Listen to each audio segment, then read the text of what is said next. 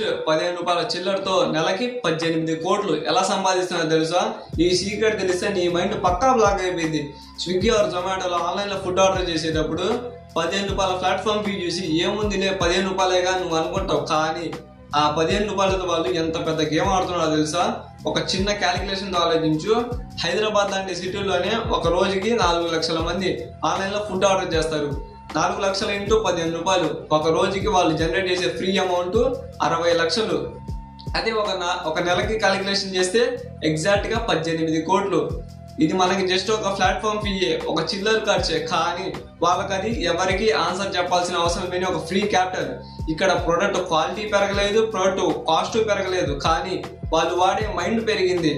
రిజల్ business అంటే నువ్వు అమ్మే ప్రొడక్ట్లో ఉండదు, నువ్వు రీచ్ అయ్యే జనాల వాల్యూమ్లో ఉంటుంది.